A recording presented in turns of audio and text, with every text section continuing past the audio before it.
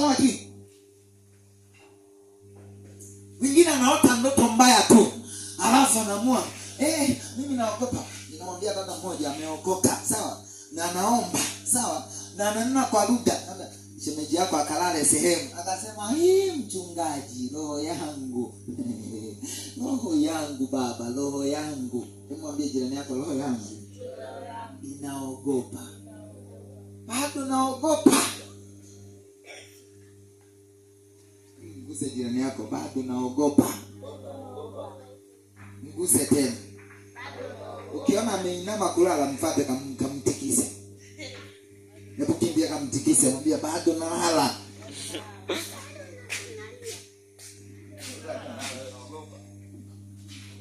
Wanape sifa.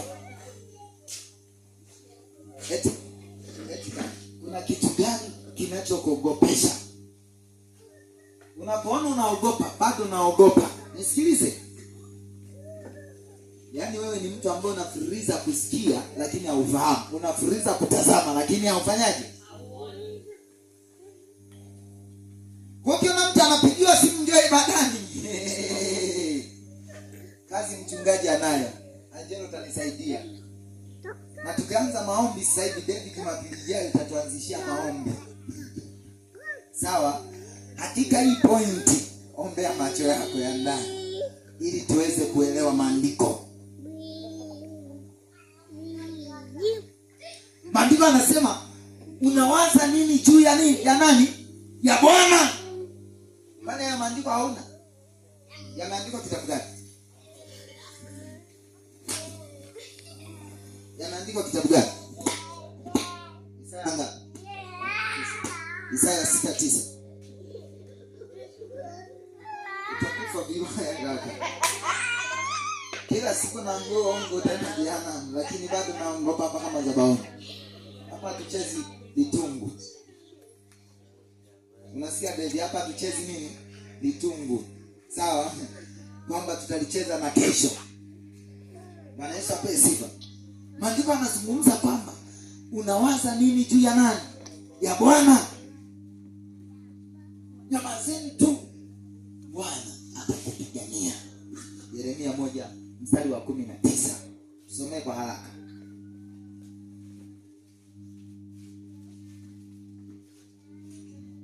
Hebu tusomee Yeremia 1:19. Anasema kwa haraka. Anzia 18.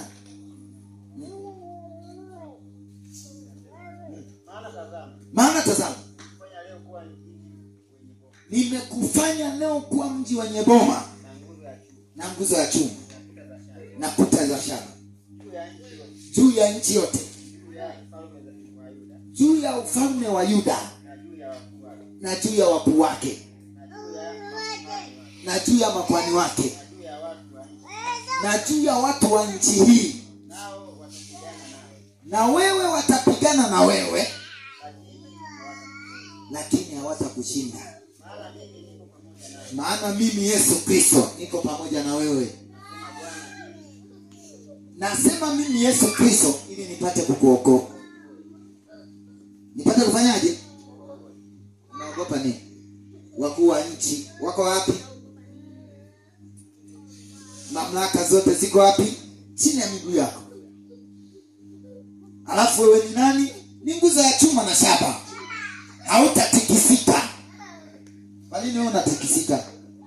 Kwa sababu gani? Unafululiza kusikia, unafululiza kutazama, lakini hauoni. Wangapi wameomba sana lakini hawajajibiwa? Nyosha mkono juu. Kwamba mimi nimeomba sana lakini sijajibiwa. Nyosha mkono juu. Wewe mwaminifu mbele za Bwana. Tumejibiwa sote, si ndio? Mengine umejibiwa. Uliojibiwa, nataka niulize swali. Uliojibiwa, ulitumia hapa? Sijai kuambia. Lea, sijai kusema. Ulifunga. Maisha yangu yatakuaje? Mtu anakuwa na waza, maisha yangu yatakuaje? Yaani maisha yangu yatakuaje? Eti hatima yangu itakuaje kaka? Haujui.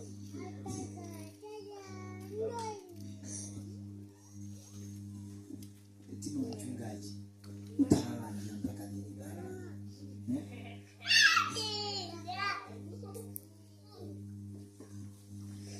Bora nife. Unakuta kama bora nife.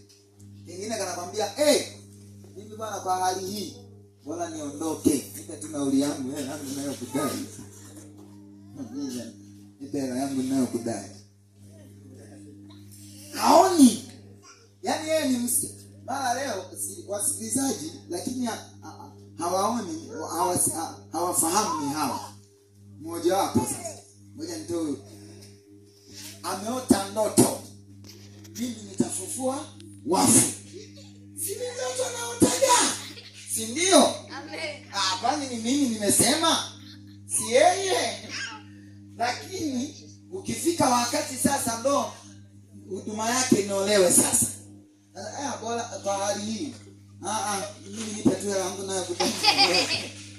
Sasa utafufua kweli? Nipe yangu niondoke. Utafufua mfu? Ili uweze kufufua lazima upige goti uombe. Upate nguvu za kumfufua mfu. Bwana pesifa. Hata hawa Wayahudi walikuwa wanagombana na Yesu akamwambia ishara zote nilizozifanya mbele yao, lakini hawakusadiki. Kwa sababu shida sio wao, shida upofu. Tukamalizia na andiko hili alafu tukaombe. Andike pale.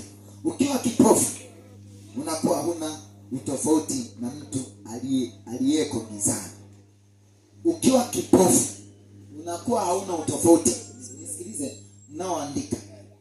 Ukiwa kipofu unakuwa hauna utofauti na mtu aliyeko gizani. Ngoja niulize hapa kidogo kwanza kabla sijakupa ile andiko. Mungu wetu apewe sifa. Kabla sijakupa ile andiko, ngoja niulize kitu kimoja hapa. Bwana apewe sifa. Hapa nimezungumza hivi, ukiwa kipofu unakuwa hauna utofauti na mtu aliyeko wapi? Gizani. Nataka nikuulize kitu. Wewe ni Mkristo.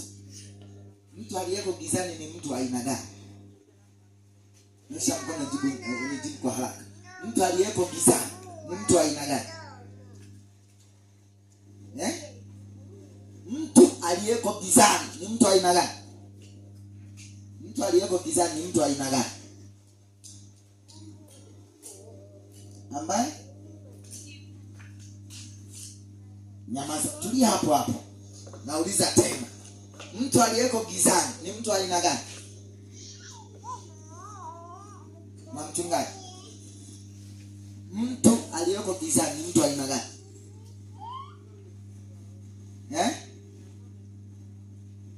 Alikuwa amefungwa aone.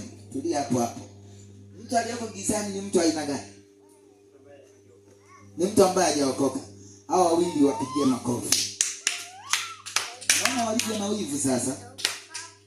Hemu wapigie makofi kabisa yale hajaokoka. Ni mtu ambaye hajaokoka. Mtu yote ambaye hajampa Yesu maisha yake yupo bado yuko wapi? Gizani. Ila mtu aliyempa Yesu maisha yake, huyo yuko wapi? Nuruni. Yesu ni nani? Ni nuru. Nuru iking'aa gizani, hakuna giza linaweza kuiweza hiyo nuru. Bwana pesifa. Maana kama wanakugandamiza, maana kuna kabisa ndani. Tunaelewana vizuri? Kwa hiyo mtu ambaye haoni anakuwa hana utofauti na mtu ambaye yuko wapi? Gizani. Kwa hiyo pamoja na kwamba na sisi tumeokoka, lakini bado hatuna utofauti nao. Tunatakiwa tutofautishwe nao. Na nakueleza hichi kitu, maandiko yanazungumza hivi. Mwingine mbona anafundisha habari ya kuona. Ukianza kuona utanitabiria hata mimi mchungaji nimeona umezini.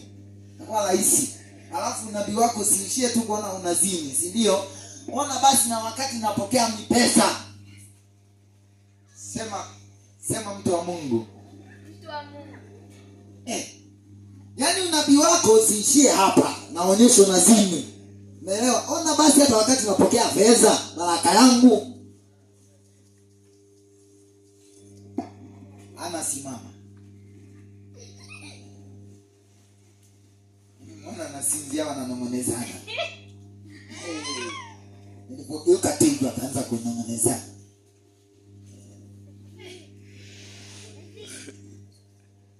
Nisiseme. Ameanza sasa. Kumwambia tena yako ameanza. Au niangalie kwenye WhatsApp ni? Au madam leo niangalie kwenye WhatsApp? Niangalie. Angalia. Watu watakimbia hapa. Hebu sema profesa. Sikiliza. Unapoona mtu anasema nitabiri hapa, sawa?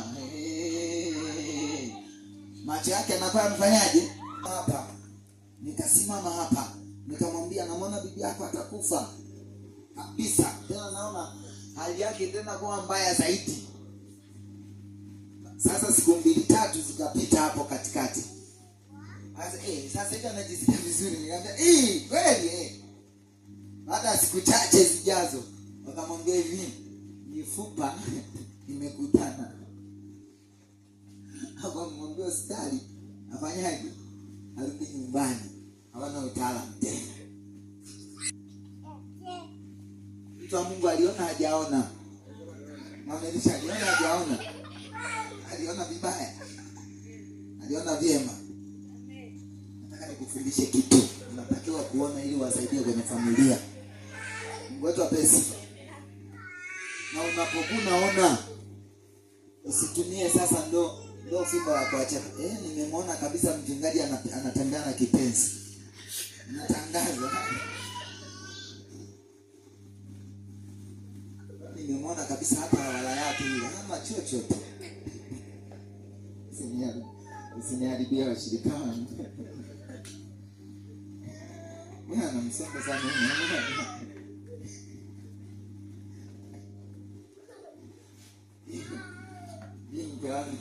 Bwana pesi. Bwana mtolea mfano kwa sababu gani? Ana ndoto zake akikueleza moja. Alafu akipita siku 2-3. Unamwona tena sasa, mbona mimi bebe mabegi niondoke? Anaweza akaota leo sasa. Nimeota leo tulikuwa kwenye jukwaa alafu kanisa limekuwa kubwa. Yaani wamo wengi. Alafu baada ya siku 2, bwana mimi niondoke kwa maisha haya. Kuona ni yeye. Leo anaweza akakutia moyo akasema, "Jitie nguvu mchungaji, hapo ulipobakiza ni kwa fupi tu ni padogo." Na nipe nauli yangu niondoke.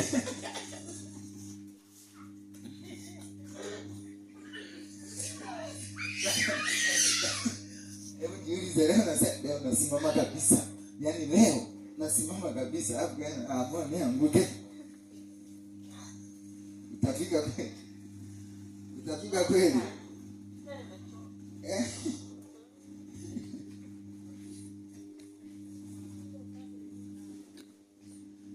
Kaka mmoja akasema nao 2026 walipomhesabia majukumu matatu mimi hamna kabisa.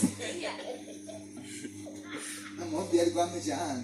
Baba katika jina naomba mtu mwema. Maombi akayafuta na batilisha. Ataoa kweli. Kwa heshima ungekuwa wewe ndio Mungu sasa. Naomba nipe gari. Gari lakini gharama zake nabatilisha. Mungu huyo ile baba nabatilisha. Tena na hapo natumia tena mafuta. Nikiza wa gari nisiupate. Hivi Mungu angeonekana haya maombi ya leo tumesimama, kesho tunaanguka. Leo mimi nipe nauli yangu niondoke. Kwa Mungu unafikiri yeye anakutazamaje huko? Bwana pesi. Ni kitu gani? Una macho lakini haufanyaje? Unafuliza kusikia. Kwa sababu hata ndoto zinakueleza kwamba sikiliza, ni wakati tu wa mpito.